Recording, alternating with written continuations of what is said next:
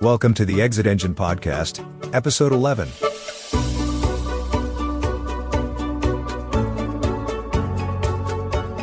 Good morning, John. Joe, how are you today?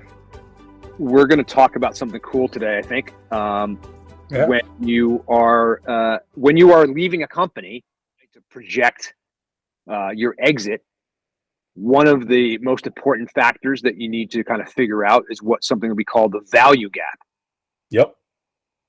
And the value gap is basically that whatever that narrow, hopefully that narrow slit is between the value of the company in terms of the money that you will be put in your pocket when you exit, and that which you need to live the rest of your life the way you want to, or to achieve the next goal, whatever that is, whether that's buying another company or creating generational wealth for your grandchildren or whatever that. Buying the beach house you've always wanted, buying the mountain house you've always wanted. Yeah.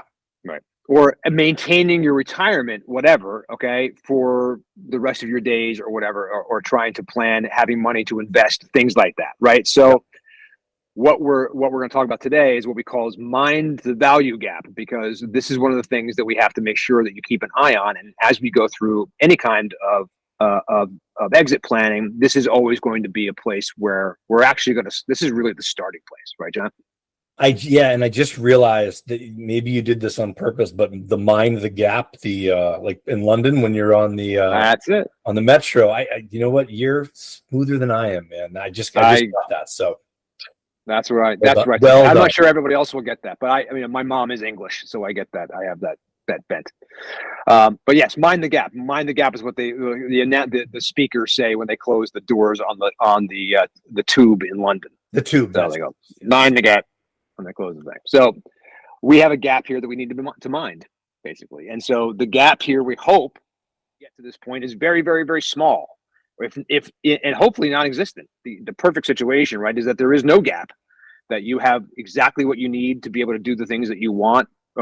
Perhaps you are lucky enough to be in a position where you have way more than you'll ever need, and that money is going to be invested and passed on from generation to generation. Maybe you're going to be lucky enough to be able to pay for your grandkids' college or something like that in the future, or build a trust or whatever it is that you can do. And we will talk much more about wealth planning and that kind of thing in future episodes. But know that Exit Engine is a perfect resource for that. We have many advisory partners that we have partnered with that manage wealth, that are wealth managers, investment specialists, people that can help you plan out your retirement, all that stuff. So keep in mind that this is a great place to come, even when you're just starting that out, and even as it's just a separate kind of wealth planning exercise. That is, whether it's part of your exit or not, is an important step, to take, right? Absolutely. So what we're going to talk about today is we're going to talk about this thing called the value gap. And the understanding is, first of all, understand why this is important, okay? So the first thing is that there's three things probably that the value gap kind of touches in terms of its importance to you, the business owner, okay? The first thing is obviously it's about your financial security, right? So being able to know that you realized a lot of money potentially from a sale or from the exit of your company, and that can be a huge piece of your retirement plan, right? And one of the things we've noticed in working with entrepreneurs is oftentimes, I shouldn't say often, sometimes they're not saving with the same frequency that a corporate accountant or a financial officer or operations officer at a big public company or a bigger company is. Oftentimes they don't have a 401k. They're not getting matched. So it's up to you, the owner, to fund this retirement. Oftentimes with a portion of the sale or all of the sale can go towards your retirement plan, because you haven't put in money each week, each month, because you've been investing that back into the company. And this is your retirement plan, is selling the company. Right. And of course, we can talk about, and we will talk specifically with you, when you're part of Exit Engine, about how you manage this money and manage the thing for retirement hopefully well before you're in an exit situation, right? But understanding that, because you should be in a situation where you're, and I think most of our clients will be in a situation where you are probably bringing in a pretty decent income, right? Meaning that you've gotten to a level at which you're able to basically pay yourself pretty well. You've taken some of that money already and invested it sometimes. Maybe you've been able to bonus yourself over the years, whatever. So the hope is that you're not waiting until exit to start thinking about your retirement plan, because that's something obviously that could take a while. And you want to take advantage, obviously, of compound interest whenever you can, right? And so the idea is that hopefully you started that before. But if not, to John's point, the idea is that you're going to have a lot of your net worth right now tied up. Regardless of anything, you're going to have a lot of your overall net worth tied up in the business. And in fact, for most people, our numbers show it's about 90% of your net worth is tied up in the business.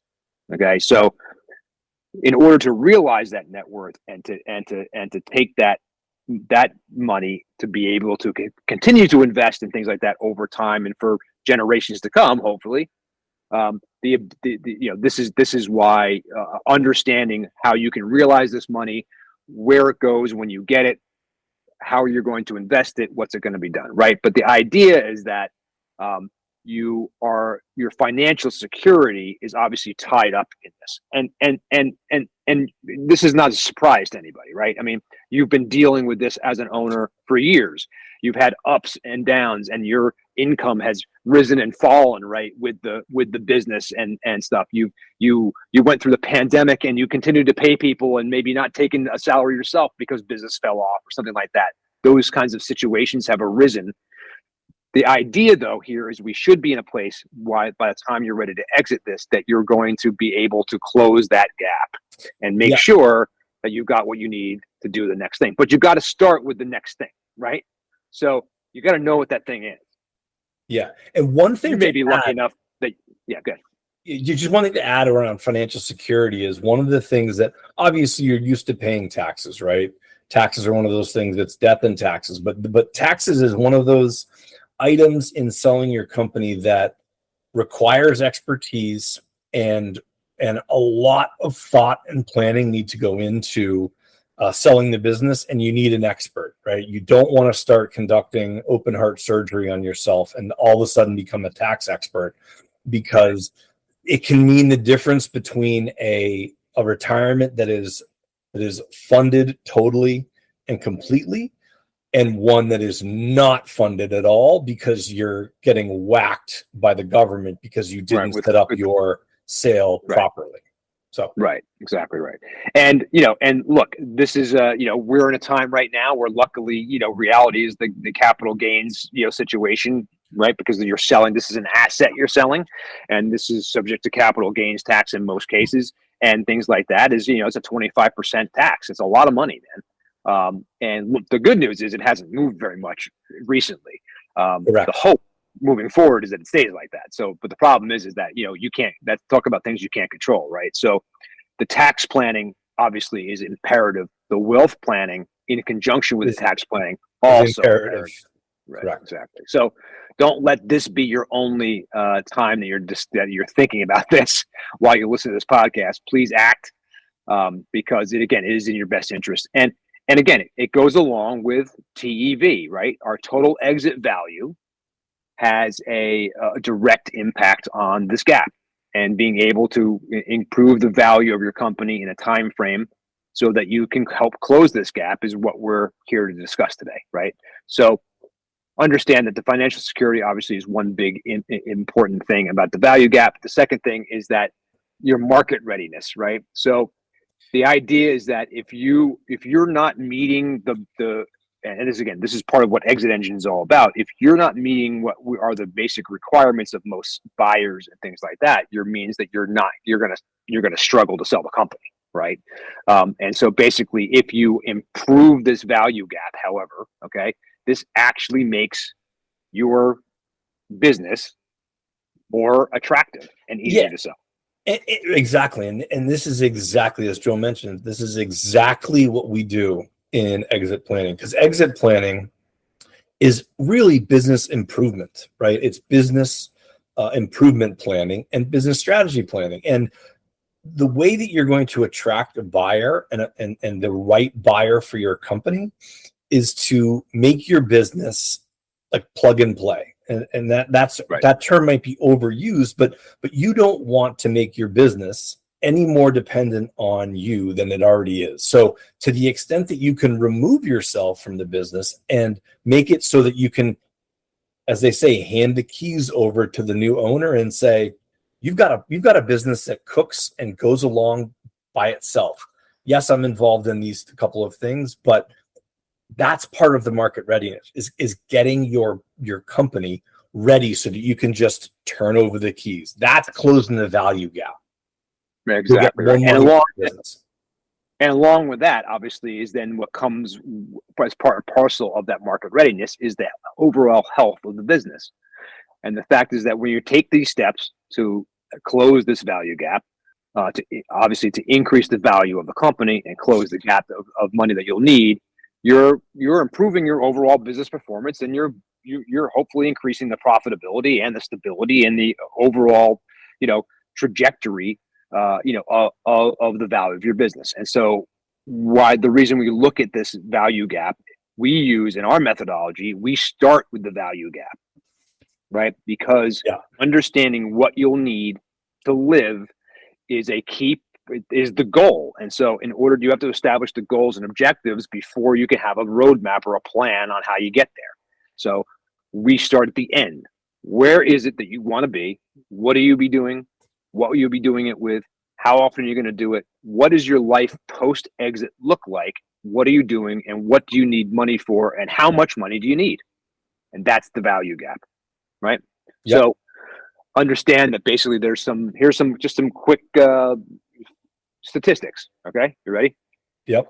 First of all, let's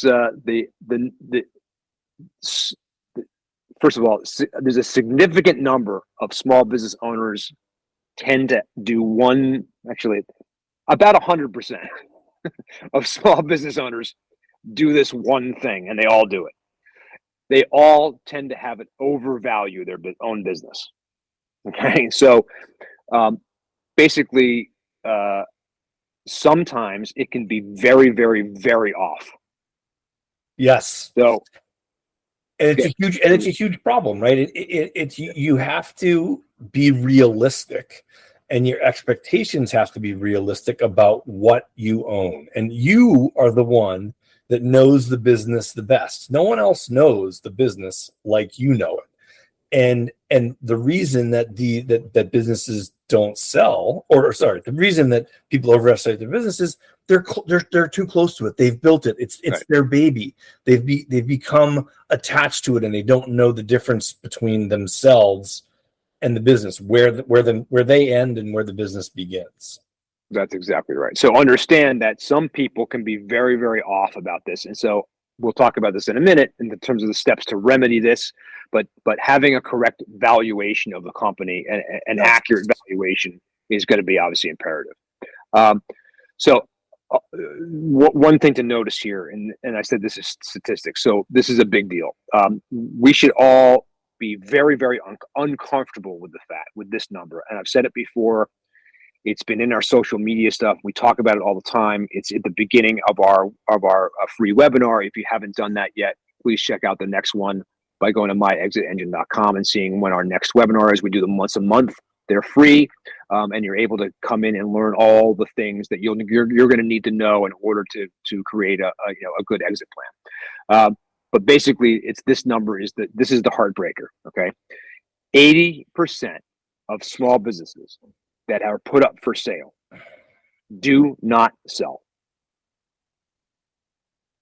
Okay. Just because you put a business on the market or say it's for sale does not mean it will sell. And it certainly does not mean by any means that it will sell on the terms or for the terms that you want, especially if you've overvalued it, which is very common. Okay. Right. So these things are interrelated. They talk to each other. And again, they all relate back to this value gap, right? And and oftentimes, what we've seen is you will get the number that you want initially from a buyer, right? We've dealt with this, Joe, where someone says, I want $1 million for this business. Right. And then the buyer says, I'll pay you $1 million. And then they go through due diligence and they look at the business and they find out more information about the business. And this is one of the reasons why there's a lot of reasons why business sales fail.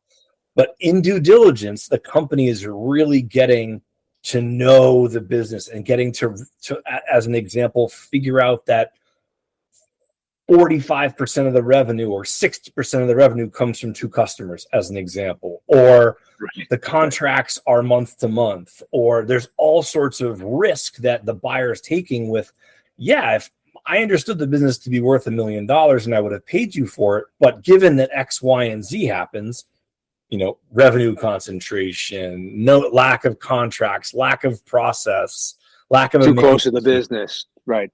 That valuation will get knocked down, sometimes by half, sometimes by more than half. And so that's a major problem and a major contributing factor, I should say, to that 80% failure, or 80% of the businesses do not sell. No question about it. And so when this is why the value gap is a piece. Understanding the value gap is the first and most critical step in the entire process, because you need to know how to get someplace. You can't have a map unless you know where you're headed, right? So the map requires 2 things. It requires a starting point and an end point. Otherwise, right, you're just whatever. You're just going. You don't need a map. You just go wherever. A roadmap, like exit planning, is going to provide for you, is going to take you step by step and is going to show you how to get from A to B. But you got to know where A is, right? Which is what's the existing state of my company and everything else. And you got to know the end point. What's the value gap I'm trying to close so that I can get what it is that I need? And now I'm going to see how much time and effort and everything else is going to go into closing that gap. And the plan is to try to get as close as I possibly can and work back and forth. So maybe you can say, hey, look, I can't get the business to where I want it to be to completely close my gap. Well, isn't that going to change your retirement plans?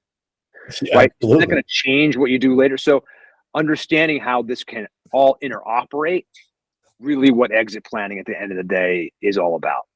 So keep in mind, there are factors you can control, right? i.e., I can control how close I am to the business. I can control, some of my costs, some of my operational things and stuff like that. And then there's some things that you can't control.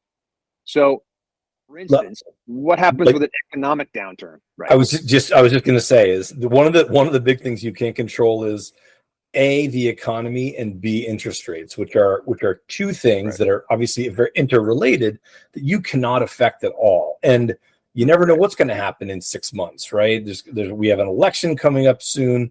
Who knows what's going to happen with that? But with the economy, it's inherently uncertain, and that can affect the valuation that people are willing to buy, or not the valuation, the price that people are willing to buy for your business, given that many people think we're headed for a recession, even though we're obviously not in one now. Right. And wherever that, and again, there's inflation, there is, there's interest rates, there's industry regulation, there's, changes in the industry and things like that. So there are all these factors that are out there that you're always kind of looking out for as the business owner. They're no less important, obviously, in terms of valuating the business and understanding the value gap. So the idea is understanding that there is likely to be some kind of economic impact at some point. We want to make sure we plan for that, okay, and we want to make sure we stay prepared. So those are really the things. And by the way, the last piece of the puzzle here, in terms of the what's going on, what's very common, at least with the value gap amongst business owners, is most people just find themselves completely unprepared for what befalls them, including, by the way, retirement. And so the sad thing here is that when you take into consideration that 80% of those businesses who go out for sale don't actually ever sell, what that really translates into is literally broken retirement plans. Okay, like destroyed retirement plans. So What you can't do, and what we will not let you do, okay, is to go through your entire business without understanding what the impacts of selling the business will be and how you will make money. Now, you might be one of the lucky ones. You might be one of those 20%, okay, or less, that has everything put together and has done an overwhelmingly amazing job at increasing the value of your company, and that you have zero fear about selling the company. You know exactly what it's worth. You know exactly how much money you will make when you do it. Maybe the amount is so overwhelmingly large that it doesn't matter. Right? Yep. And good for you. And if you're one of those people, then we want you here too, because we want you helping others. Okay? Yeah. Because that's incredible. But understand that, unfortunately, for most of you, this will not be the case. And the idea is that we can do a better job with this. And if all of us are just paying attention and understand what it is that we don't know, right, and learn what it is we don't know, and then know it, and then execute on it, that we will be in a much better position to be able to retire or to leave our business with that gap as closed as possible. Yeah, Right? and as Joe mentioned earlier, that we're going to go through a list here of some of the factors that can contribute to an increase in the value gap. There's some of these that we've mentioned previously. We're going to get into a little more detail that you can control, right? There's some that you can control that are within your business that you can make the changes to improve your business. And there's some factors external to your business that you cannot control. However, you can mitigate some of those risks with the choices you make about as an example, your financing operations, your ability to be nimble, to change, to changing customer demand, as an example. So just realize that the ones you can really affect are the ones you want to focus on, because you can't, unless you're Jerome Powell, and no, you're not, because he doesn't run a business, you can't change interest rates in this country. So the ones that you want to mark here when you go through this list is, can I, and we'll talk about them, can I make this change myself? Can I affect how this particular point that John and Joe are talking about, can I make that change in my company? Sorry. Right, exactly right. And then look, there are going to be some here that we're going to recommend that there might be ways to do it, but you still might not be able to do it. Okay. Look, we don't know exactly what you're going to talk to us though. When you come across something like that, I hope that you'll reach out and ask a question or whatever, which will, by the way, good time to just say that we are always open for questions. If you want to comment on this podcast, we try to answer every single thing we can. You can send an email at any time to info at myexitengine.com, and someone will try to answer the question for you. Obviously, we hope that what you'll do is go to myexitengine.com and subscribe to Exit Engine at one of our various levels, and hopefully, if you pick the middle level, you're going to get access directly to us for coaching, direct coaching, and everything else. So, just keep that stuff in mind as we go through this. But to John's point, look, the first thing we got to know is that there are, especially when you own a business for a long period of time, the longer you have the business and are operating the business, the more likely you are to come across a lot of these situations. Just because time is the kind of thing that brings these things on. Yeah. But the most important thing, we'll just knock this out of the way because we've just talked about it a little bit. These economic changes, right? So as you're going through and trying to, over time, part of the exit planning process is that it never really ends. Okay, you are going to revisit this at least annually. This is the plan. Where are we this year? What has changed in the exterior world? Right? Has there been an economic downturn, or is inflation an issue, or what is changing about the market that I'm in? Right. The idea is that basically, what I need to make sure that I do is understand what those changes are, and on a regular basis, because I may need to adjust something. Right. If I come in and suddenly I did an exit plan 3 years ago, and it's pretty good, and I've been revising it, revisiting it every year, and so far so good. I'm prepared for every situation, but now this year something's changed, right? This year I've got an inflation situation or a recession or something like that that's happening, and that's going to impact this total exit value number somehow, some way, and I need to be able to adjust for that. Now, it might be that in the case that it might be doing nothing. It might be like, I can't do anything about this, and so I'm seeing a drop in my value, and I'm going to hope that The best I can do is try to, whatever, increase revenue, or maybe this is a temporary thing like COVID was, or whatever, that will eventually go away and everything will come back. So again, those economic changes are things that you can't control, but you can at least plan for. And to know, all you got to, the key to this whole thing, John, I think, and you and I have talked about this a million times, is knowing what you don't know. Right? Finding out what it is that you don't know is the key thing to all this, right? You may not understand or be thinking about the fact that these economic changes are going to impact your long-term value because they're happening now. And I'm 10 years away from retirement.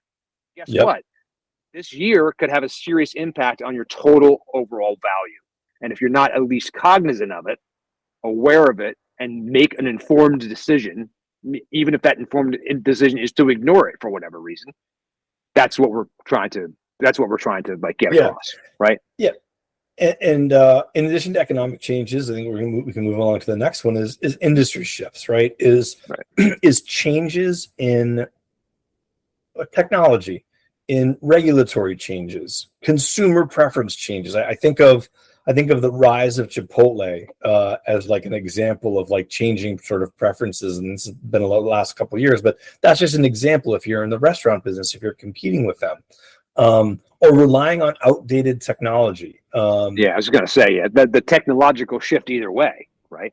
Yeah, like if you are making, it will have a huge impact, and those are things that yes, you can prepare for, but sometimes the changes happen outside, and you realize that you're behind in your business because of a competitor's actions, right? The industry changes. The consumer no longer wants to buy ice cream or whatever. Ice cream is a bad example, but or some new company comes into your space with a different model, that is basically more efficient or something like that, right? And starts to buy up market share. Yeah, and that can drastically affect the value that your business can be expected to sell for because of the result of a competitor, of the technology that comes into the market. That's right. Keep in mind, guys, that there's the market that you work in terms of your customers and where you're creating your revenue and all that stuff. But then there is the market that your business is in when it's up for sale. Okay, and that market is just as competitive. So remember that you're in a situation where you want to stand out as the best possible option when there might be 3 or 4 options at the same time. Okay, maybe more. So keeping in mind that's one of the things, and that you want to make sure that you're showing not only that you've got much of the business buttoned up and that the value is good and that the efficiency, and that everything is kind of tight, but you also remember, and we'll keep saying this on every podcast, you want to make sure that there is an inefficiency that can be exploited by the next person, right? Even if that's a competitive situation or a new product or growth in some particular market or whatever that you haven't done yet, but making sure that you're keeping those things highlighted so that the buyer knows how they can take the business and what they can do with it. Yeah. Another one that's critical, or that can be a real problem when you're looking to sell your business, is a lack of growth. Like you can have a profitable business and you can grow, you can control expenses, but if you don't show that growth, then the buyers are going to wonder, oh, Joe's selling this business because he can't grow it anymore. And again, that can be a problem. Obviously, declining performance is a different problem, but you need to show that consistent revenue growth as well as profit growth to show that if you're in a business if the overall industry is declining, that's a problem. If your business is declining, the industry is growing, well, that's a problem. So a consistent lack of growth in all aspects of the business is key to making sure that the value gap does not increase. That's exactly right. And I think that this is probably one of the most common things that we see is the lack of growth. So what happens to people is that they become a subject matter expert in something. They're able to start a consulting business or some kind of, situation like that. They are, they're in a specialty area. They're able to grow that business quickly, at the beginning. maybe they grow to a certain level, but then they find themselves leveling off. And because they're not expanding their business or going into other areas or whatever, they're experiencing stagnation, right? And that stagnation can keep you in income. Stagnation doesn't mean loss. So what happens is that people are paying themselves, they're paying themselves well, they got happy customers, they're doing their work on a daily basis, and they're making pretty decent money. But what happens is that, what they don't realize is that the total exit value, the value of their company is not increasing. And in fact, it could be, even as you're making money, could be the value, overall value of your business could be decreasing. Correct. Right? So this lack of growth, businesses are like sharks. Okay. It's why they're called sharks. They have to keep moving and swimming in order to survive. You can't, it would be great. And look, it's not that you can't. So let's be clear. If you're happy making, whatever money you're making out of your business as an independent consultant or whatever, and you're not interested in growing a business or having that stuff, then that's fine. This is not for you. Okay. It's just not. We're here to help people who understand that they want to grow, that they want to, right? They want to increase and decrease their value gap. They want to increase the money that they can make by exiting their business. They want to control their own business destiny. And that's what Exit Engine is for and what we're all about. But there will be no business that's part of Exit Engine that should be experiencing any kind of stagnation, right? Because it's one of the first things that we're going to talk about in terms of the steps you take, to increase your TEV or total exit value. All right. Operational efficiencies. Yep. These ones are critical, and it all depends on what type of business you are, but but operations exist in every business.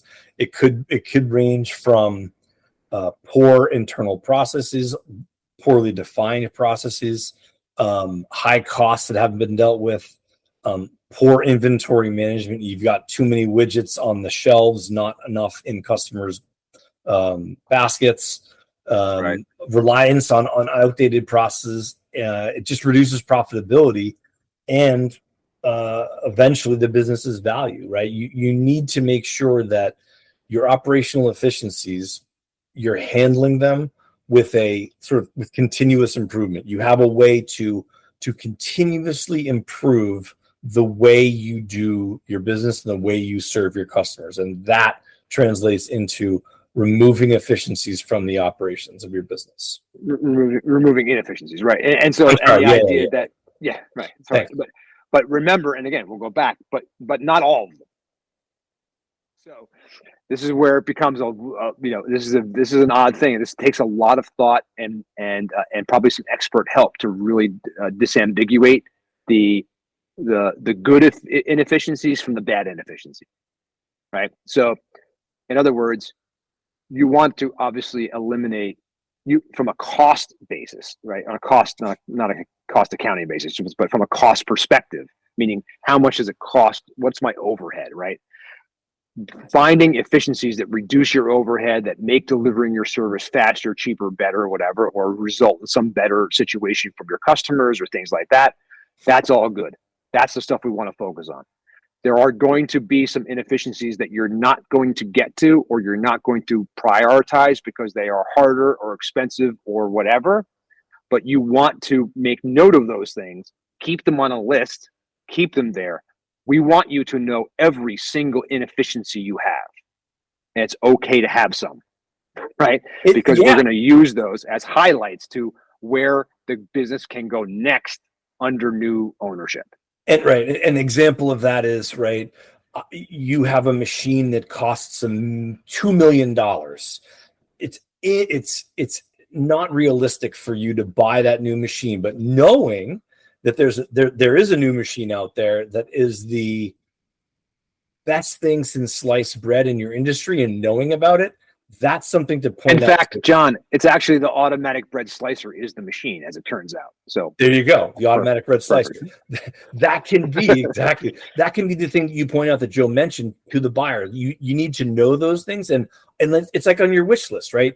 If I had $4 million, that's something I would buy. that's something that you can pass along to a potential buyer to say, if I had all this unlimited money, I'd do X, Y, Z, A, B, C. That's exactly right.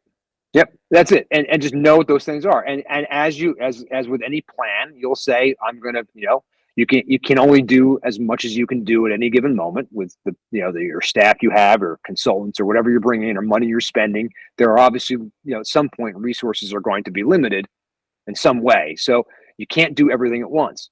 So you're going to prioritize the things you're going to take care of in priority order based on how much value they add to your company and how quickly. That's simple. Yep. Right. And then one of those things is going to be, and then the things you don't get to within the time frame, hopefully they're the small ones, or maybe they're ones that are like, look, as John pointed out, this is a big deal. If you guys could afford it, if I thought we could afford that $2 million machine and have it and own it and do it, it would grow our business to a degree. I would do it, but I didn't get to it. Instead, I made these other changes and other inefficiencies and left this for you. So here you go. Here's a gift. Here's the way you grow the business. You buy me, and then you buy this machine, and then you're done. So you've just made the entire investment for, on behalf of the buyer, and made it really simple, right? And this next one, I feel we talk about a lot, and I talk about a lot, but it's so important because, and let's do it in a form of a question.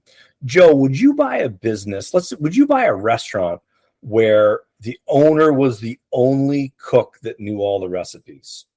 I would, unless I was buying that guy. No, I would not buy that restaurant. And what that means is really, you wouldn't want to buy a business that's so dependent on the current owner that they'd have to stick around in an unlimited way. So, like, just one example would be if they're the chief cook at a restaurant. But there's all sorts of examples of businesses that are too dependent on their current owner. A buyer wants to be able to buy a business that's as plug and play as possible, as maybe they'll stick around, maybe the current owner will stick around for some period of time, but they want to be able to run that business without the owner. That's the whole point. They're buying the business. They don't want the owner necessarily attached to that business forever. That's exactly right. There's no question. I mean, look, and you're going to hear this from us all the time. You already have. It's going to be a continuous thing. It's going to be one of the biggest goals for you. One of the biggest objectives for you is to be able to get out of the way. And that takes time. It's not something that happens overnight. Unless you're trying to sell the business tomorrow, it will take some time over time to remove yourself. You need to replace what it is that you're doing. You need to replace it obviously at a quality level that, chances are, again, we'll go back to our subject matter, example that most business owners are subject matter experts in something before they are business owners. And yes. So your subject matter makes you happy. It might be, it's good that you talk to the clients when you're running a business, and in terms of your clients and the value to your clients at the time, you being involved in the business is very valuable, right? Unfortunately, the opposite is true when it comes time to sell. And so you have to make plans and take steps away, take steps in the opposite direction, of the business. Yes. And to replace yourself with management that can do that and all that stuff, so that when the new owner is ready, or when you're ready to sell and the new owner comes in, the staff is there, it's ready, and you're just a matter of, I've already removed myself. I'm down to, I only work 2 hours a week or whatever it is, right? That's the kind of level that we're looking to get to. Yeah, and oftentimes it won't be a one-to-one relationship, right? You won't pass all your responsibilities down to one person. You'll pass your responsibilities to a few different people at the company, because that's just the way it works, right? You'll pass some financial things to a finance person, operations things to an operations person, and your sales activities to a salesperson. But you're empowering those people on your team, because that will make the business stronger and more saleable from a buyer's perspective. Exactly right. Joe, poor financial management is the next one on the list.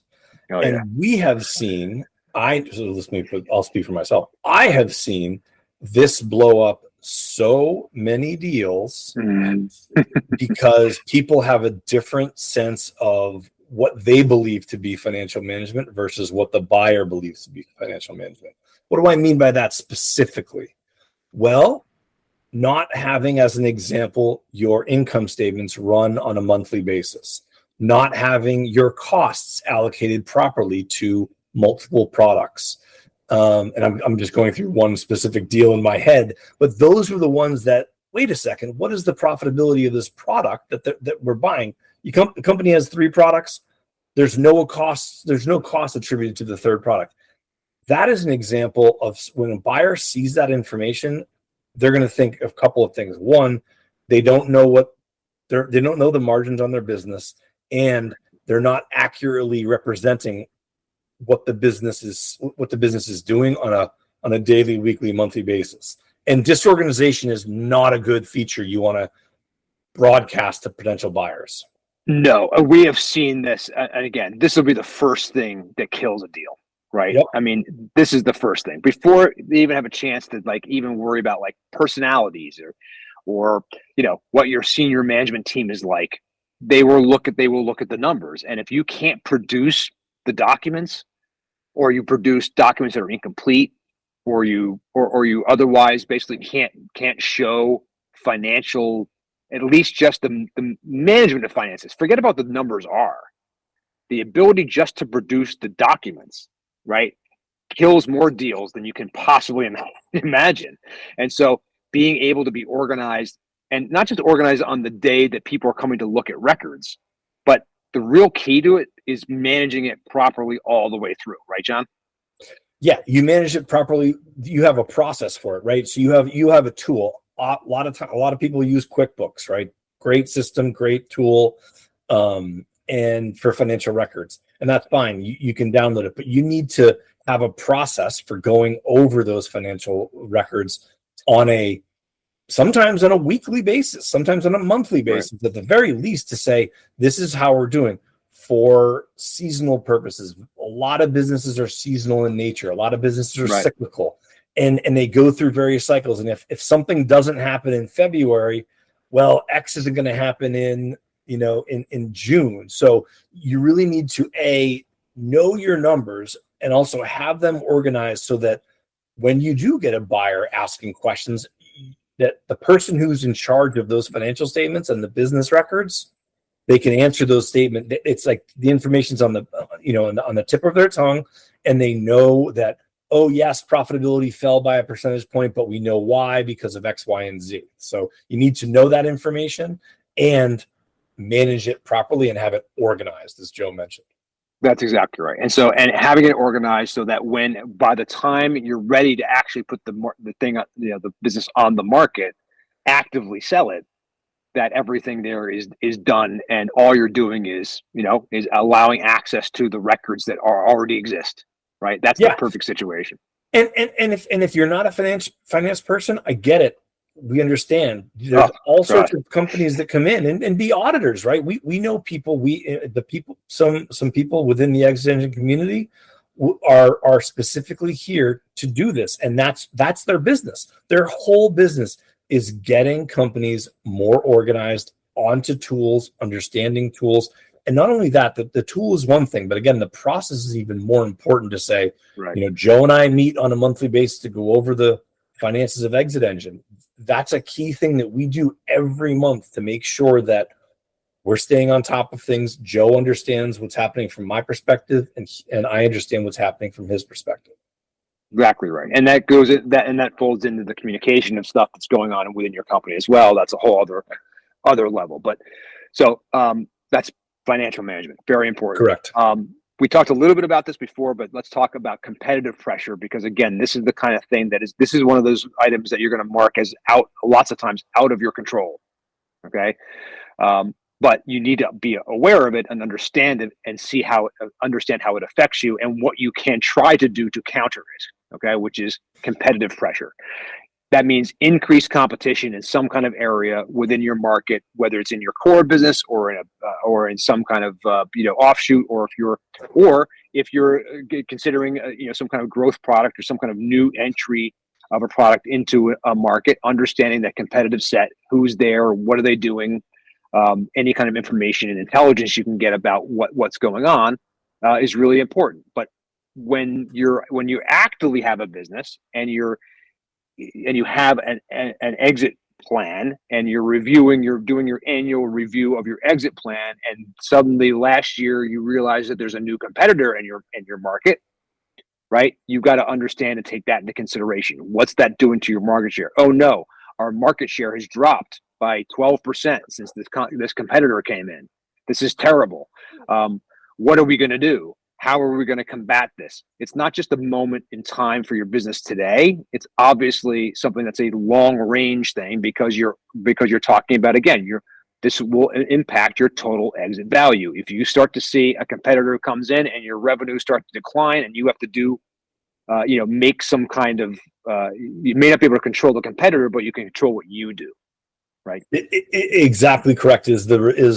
You can't control, right? You can't control what the competitor does, but the result of, what you do to change your strategy or alter the way you approach the market is what you can control. Maybe you drop prices. Maybe you shift into different geographies or different demographics to go after some an area that's underserved. The competitive pressure can make you do that, and it's critical for you to adjust those things and realize that competition happens, and you need to address it. And look, this is what happens too. Sometimes the competitive pressure or the changes in markets, like these things that are out of your control that happen, legal, whatever, some kind of regulation, the government gets involved in something or whatever. Those kinds of things that are outside of your control are often triggers for people to start to consider selling the business. Yes. Okay. So one of the things we got to be cognizant of, and what we're trying to kind of get across is one of our big messages here, is that it is never too early to start exit planning. Okay. And the reason is because of things like this. Because what happens is that when you get to a point where there's a big rate, let's just say that you've owned the business, John, for 20 years, and you own some kind of manufacturing thing. Okay. Doesn't matter. Light manufacturing. Yep. You're making an important piece of something that goes and gets turned, becomes a part of a larger product. Let's just say you own it's a biotech product. Okay. So you make a piece out of metal or something like that, and it's a very specific thing that you do. You're the only one who does it right now. Okay.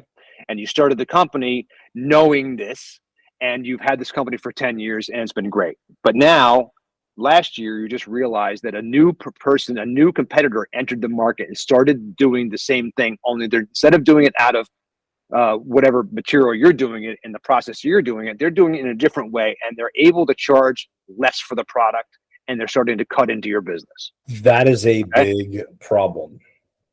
If I've had this business for a while, this might be the thing that makes me go, I'm done. I don't know if I have it in me to compete with this person and to go back through everything I have to do to rejigger this, to do something, to compete. This guy's going to wipe me out, whatever. That is obviously not a fun feeling, but you may have made enough money and have a value on that business that might be enough to cover your value gap. This is the kind of thing that basically is, and at least you're hoping it will. And I think that's the difference, right? So understanding now what that thing is before you find yourself in that situation is really key, because what you do and how you go about that exit at that point could fundamentally change. And I think that when people use these as triggers, that it's often too late, right? And so what are you going to do in that situation, John? You've got this competitor, the whole thing. They're essentially kind of like, you can see that they could drive you out of business if you don't make some kind of radical change. So your options become, I have to make a radical change. How do I go about doing that? What do I change to? How do I do it? What are the things? Or maybe you go, hey, look, I'm going to stay on this, and I'm going to show and demonstrate the value of my way over the competitor. Yep. But again, that might take a lot. Let's pretend you're at a point where you're like, no, I don't have it in me. But here's the good news. I know it can be done with a little bit of intestinal fortitude and some energy and some financial investment. Well, that's great, because that's exactly what the buyer is going to want. Right. So if you, Those are examples of the inefficiencies that Joe mentioned before. Is that, hey, a competitor comes into the market and offers a lower cost product at the same value, or provides the same value. That can be a perfect trigger to discussion when you talk to a buyer to say, look, if I had more money to invest in a new machine to create this product or to modify my product, we could capture a huge percentage of this market. So that's an opportunity and an efficiency that a buyer could look at in your company. that's right. Unfortunately, what happens, I think, most of the time is that these are the incidents that make people go, "Oh, it's time to sell a company," and they haven't done the work of maximizing the exit value. And so now you're going to find yourself in a position where you're behind the eight ball. And now potentially what this turns into is, if you don't understand the opportunity this could quickly turn into a fire sale. Right. Yeah. And that's what we're trying to avoid here. Yes. So competitive pressure is a big thing. Yep. Workforce issues. Let's combine workforce and legal and compliance stuff together, because that's kind of like they're similar. Good idea. Yeah, just in terms of, okay. And this is if you have high employee turnover, or you can't hire a skilled personnel. Poor management can be part of this. This can really affect the valuation of your business and what you're able to sell your business for. You need a skilled, stable workforce, especially if you're exiting, right? If you're exiting right away, this buyer's coming into this company. Think of it from their perspective. They're coming in. They might not know a lot about the business. They need to rely on the employees that are at the company now. Yeah, sure, they're going to hire some people and maybe get rid of some people, but what they're buying as part of the business is what they hope is a skilled and stable workforce, because that allows them to produce the product that the company sells. And it's the bottom line for them too, right? I mean, at the end of the day, it's like one of the most important things that they're buying. And most expensive things that they're paying, right? Sorry, exactly right. So understand that is really key. Obviously, your personnel is everything, right? And their ability to be able to do their job and do the job without a lot of oversight, again, also ties in. You can see it ties into your owner dependence, it ties into your competitive pressure, and it tends into your market perception and into your operational efficiencies and everything. So all this, obviously, as you can see, they're all related and all tied together. Related to the regulatory things and the legal things is, as a business owner, you're going to get sued, right? It's just a reality of doing business. Unfortunately, in our country, is you're going to have slip and falls. You're going to have problems with customers that maybe no longer use your product, and it's just a fact of life. Those things will need to get speeded up, and those lawsuits will need to get settled if you have outstanding things. No buyer is going to buy a company with either something pending with the FDA or a pending lawsuit that has an unknown potential windfall or unknown financial outcome, penalty for it. Outcome. Yeah, that's a better word for it. Is you're going to need to resolve those outstanding legal and compliance risks so that the buyer does not take those on when they buy the business.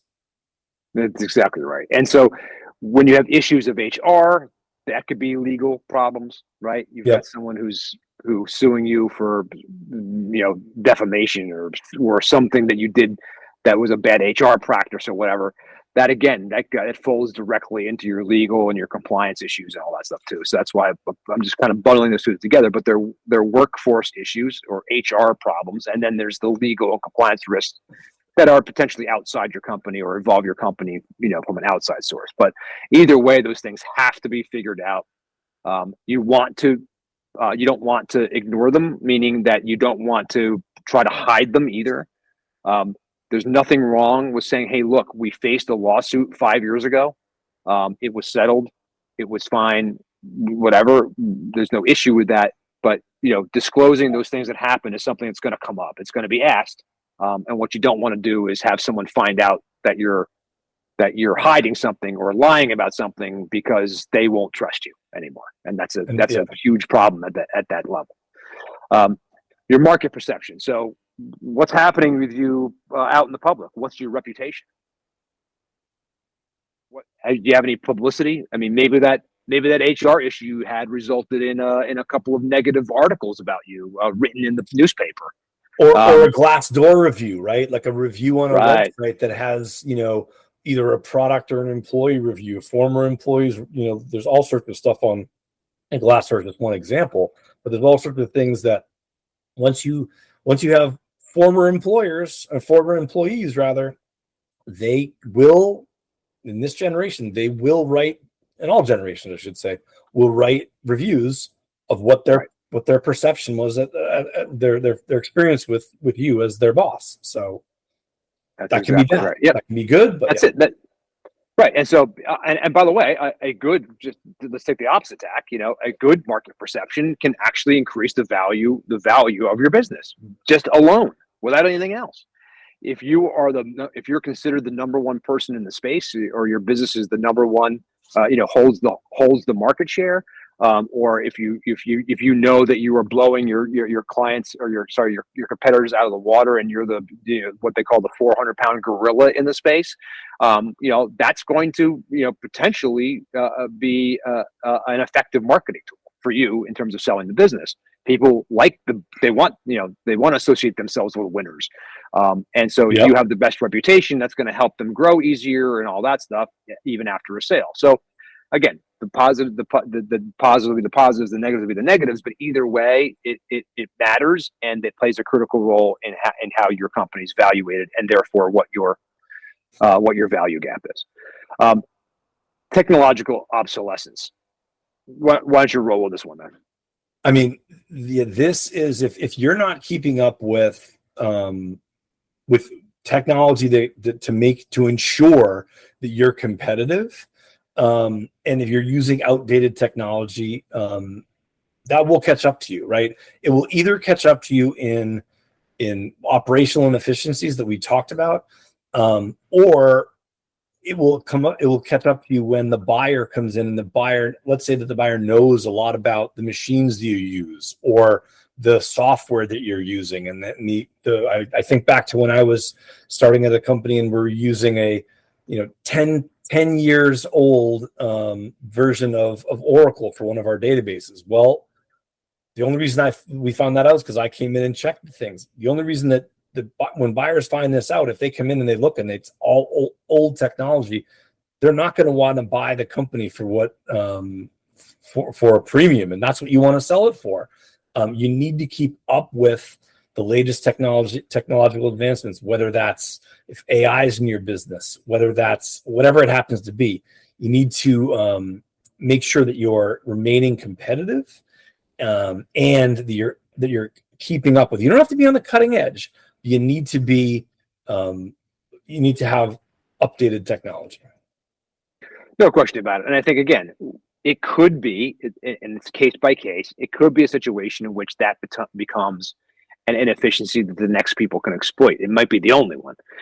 There are people that change their businesses, that start out as consulting businesses and then change their business model into something else that's more efficient, right? And that might be a course that a path rather that a buyer might take, right?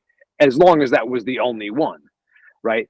But what we're talking about here too is that when you look at the value of your company, right, you need to understand that the technology and the stuff that you're using there and things that have to be replaced or outmoded, or that are outmoded or need to be updated or need to be replaced in total, whatever, is going to potentially be an expense that there would have to be a good reason for the buyer to want to do. And frankly, the rest of the company would have to be in such good health that it would make sense for them to see that and say, okay, well, we'll take this because of the situation, but that's going to be a very unique situation. So keep in mind that, again, in general, you want to make sure that you're using that you want to be as efficient as possible. And if technology helps you do that, then you want to make sure you're doing it. If there are ways, and you want to make sure that you've explored all the potential ways to do that in the future. And again, at the very least, just know that you're deciding not to change the technology. Okay. And if you're deciding consciously to not do it, then that's okay, because you're making a conscious choice. But please don't be in a position, what we don't want people to do is to be in a position where they don't understand that they should have done this, and therefore they're surprised now at the value of their company. Yep. Right. And this last one, this sounds like it should be first, but I have it last for a reason. An unclear business model. Yeah. So and there's all sorts of, and I think I'm probably going to talk about one that's sort of different than what you're thinking, but I'm thinking of one company we worked with last year, I think it was, that had a business, and they had, I think it was about 12 million in revenue, and 10 million came from like a product that was dying, and 2 million came from a product that was growing. Well, that's an unclear business model from a buyer's perspective, because the $10 million business is valued essentially at nothing because it's really going away, and the $2 million business. So you think you have a $12 million business, and you're going to get a valuation on $12 million, where in reality, you're going to get a valuation on the $2 million and some really small valuation on that 10 million, because it's a cigarette business, or it's a business. Right. It's going out of business. It's going out of business. Right. It's a business that's going out of business, and no buyer would want to buy that. And that's just one example. There's other things that like you can't scale the business. It's constrained geographically, or it's so nichey that people can't understand what it is, or it's so high tech that people can't understand what it is. Remember, buyers are just like us, right? Buyers are the people that you're standing next to at your kid's soccer game. And if you can't explain your business to the person sitting next to you and standing next to you if you can't get that done in about 5 minutes while you're sitting, even less than 5 minutes at a soccer game, very likely that the buyers aren't going to understand it either. Again, they're the buyers are the people at those soccer games with us. So. Right, absolutely, and by the way, that's exactly why I put this here. So you would think that with your business plan and your startup, and when you got the business rolling, that you would have a clear business model, because you would be performing a thing, right, providing value to someone somehow, and in exchange for that value, they should be giving you money, right? And so when that's happening, generally speaking, that's essentially the way that you're doing that is your business model. That's it, right? You can over time change business models. You can over time, right? We have a client who's going to move from a consulting thing to a SaaS product, right? I mean, it's a relatively easy move to make if you know how to do it. There are lots of permutations of this, but what can happen is you can start to cloud what you're doing. So the reason I put this last is because, yes, you should have a very clear business model in your business plan, right? And the initial money that you got, venture capital, startup money, your own money out of your own pocket, investors, whatever you did to start the business, that business model was probably pretty clear at that point, right? But it changed over time, right? You might be in a competitive situation where you have to change it. You might have done something 5 years ago that made you have to scale differently, or look at the way you grew and decide to go in a different direction. And the pandemic could have changed your business, right? That's changed so many businesses drastically, and changed their business models, how they deliver products, that type of thing. That's exactly right. So that's why I have it like last. So the number 12 is unclear business model. We want to make sure we understand what's happening, and if we are changing a business model, we need to give it plenty of time to be able to actually play out. What you don't want to do is change the business model and a week later try to sell the company, right? Yeah, that's the point. Yeah, and probably not going to go over well. Right. Yeah, and this can be, like as Joe mentioned, a catch-all for a lot of the sort of unclear business model, unclear future slash a couple of other things that just create uncertainty for the buyer. The buyer does not want uncertainty when they're buying this business. Right. When they're buying any business, excuse me. So, and guys, this is the bottom line. The last thing we want, right, is for you to be sitting at the table, okay, and the buyer says, yeah, I know that you thought that this company, and we all thought coming in here that this company was worth, $10 million. But based on all the work we've done, the whole thing, we're now lowering our offer down to $6 million. Okay. What does that do to your value gap? That's the worst thing that can happen to you. Okay. Is to think that you're going to get 10 and only get 6 when you've planned for 10. Right. So this is why this stuff is so important. Okay. It's just that we've seen this stuff happen so many times to so many people who have worked their fingers to the bone and done and sacrificed time with their families and everything else, all in the way of trying to maximize the value of this company, only to have it all go away at the table. Yeah. Okay. Because this is what happens to about 60% of businesses, guys. Yeah. 60%. And imagine if that scenario that Joe just walked through, imagine if you're expecting 10, you get 6, and you've got $7 million in liabilities of the company. Well, that's a real problem, right? Right. That's a real problem, because then you can't sell it. Then you have to go back to the drawing board or you can sell it, but you'll be $1 million in the hole. So or as common as that is, even more common is the fact that it's that gap. Again, we're talking about your value gap. So now your value gap's narrowed and is a difference of $4 million. Okay, that $4 million difference could be the difference between you living, without, any other income, for 20 years. You know what I mean? Yep. So that $4 million invested is going in compound interest, and the whole thing is the thing that's going to. If you just had that $4 million, it would be the thing that would keep you alive for the rest of your life, right? With smartly invested, but without it, right? You what are you going to do? Now you're going to sell a company, and what do you have to do? Go get a job? Yep. That would be right. That would be terrible. So that's what we're trying to avoid here. So again, there are 5 things as we close this out that we're going to need to do. Okay, what are the answers to all these potential issues? Obviously, guys, how do we close the value gap? Say it with me: exit planning. Yes, that's how we close the value gap. An accurate valuation. Get that, by the way, that accurate valuation is not going to come from us. It's not going to come from your brother. It's not going to come from the buyer. It's going to come from an independent third party, okay, who's going to look at your books, do the whole thing, and give you an evaluation. By the way, that valuation is something that you want right now. Yes. I need the benchmark. Know where I'm starting, my roadmap. Step 1, I am at currently, this is my total valuation. Where do I want it to be? Based on my value gap, I want this to be that number is. So let's just make numbers. I'm 1 million now. I need 6. I need the company to be worth 6. Okay. Yep. By the way, guys, just to be clear, it is not solely based. In fact, it's almost never based on your total revenue. Okay. So when we talk about a $6 million company, we're talking generally about their revenue. Okay. That is not what the company is worth. Correct. Completely different things. Okay. We'll talk about why that is, but what we're not, normally speaking, your value is not based on your revenue. It's actually based on something closer to your cash flow or your EBITDA.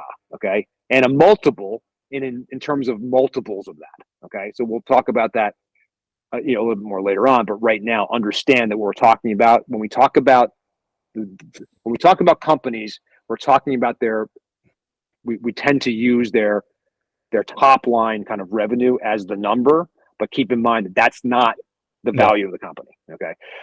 So the first thing you're going to do today, right now, is when we can help you do this, find the right person to do it for you, you're going to get a third party evaluation. And that valuation is going to basically determine where you are right now. And then you're going to be able to do see what your value gap is. This is what I think I need to live. And then there's your difference, right? There's your gap. And so that gap is what you're going to manage to moving forward.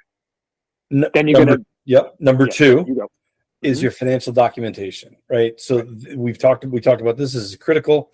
Ensure all your financial records are accurately reflect the business's performance.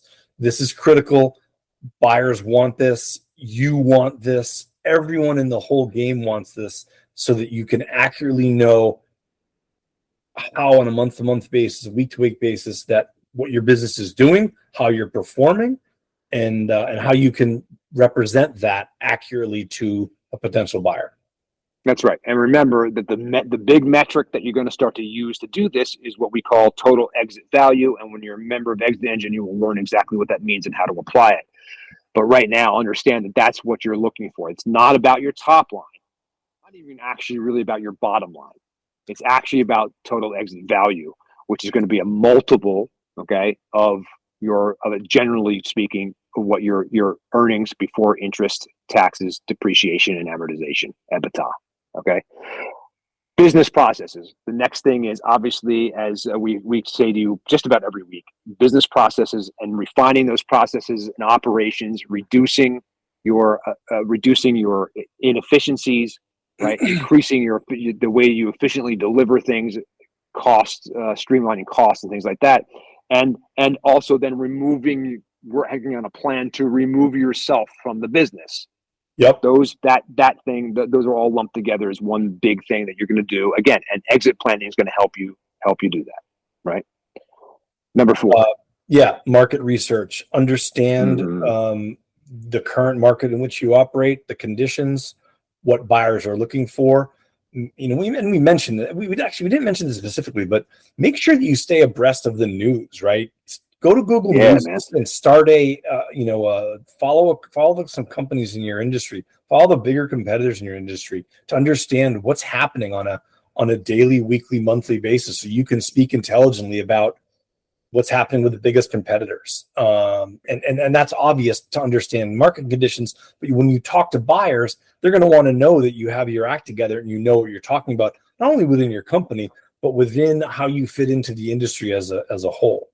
That's it. And remember that there's 2 kinds of market research, right? There's the market research you're doing from a competitive standpoint to see what you should price where you're going to price, what's your pricing model, right? Where are the clients and who are they and who's got who and who works with whom and all that stuff. That market research is important. And it's important to you on a regular basis, obviously all the time.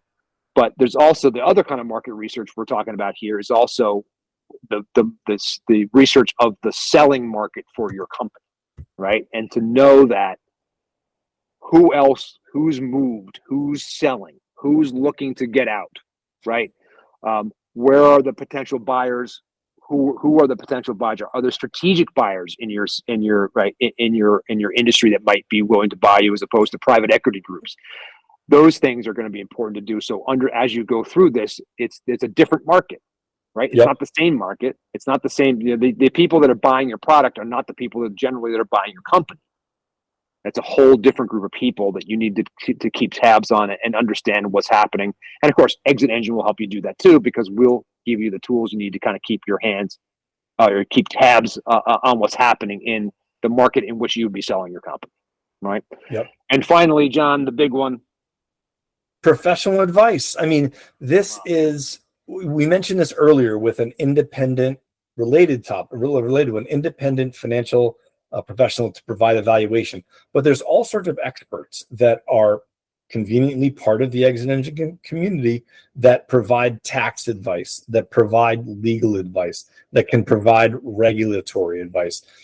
These are the people who and people that sell companies and buy companies all the time. M&A professionals is we are engaged and our whole business revolves around helping people like you sell their business. We know what to expect. We know what's going to happen. We know the process and we can provide, and people in the Exit Engine community can provide that expertise that you need. It's like just in time expertise.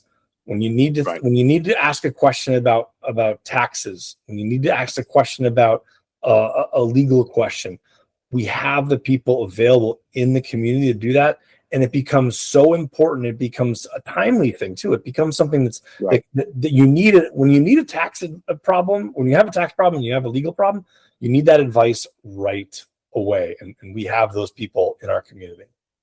That's exactly right. So the guys, what we're talking about today is minding the value gap.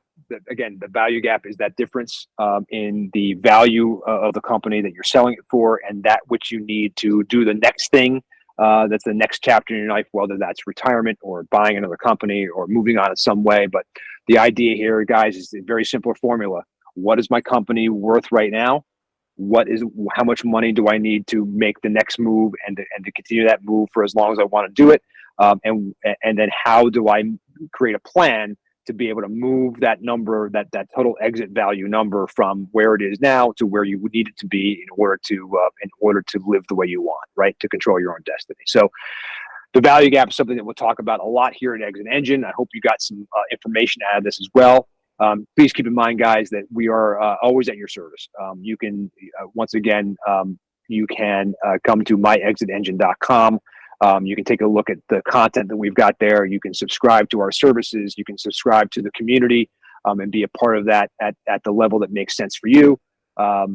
We will also, one of the things that we want you to do right away is to go to myexitengine.com and take the assessment. Okay? Yes. It's the most important thing that you can do, because it's going to give you some immediate value and some immediate, potentially some answers to some questions that you may have right away.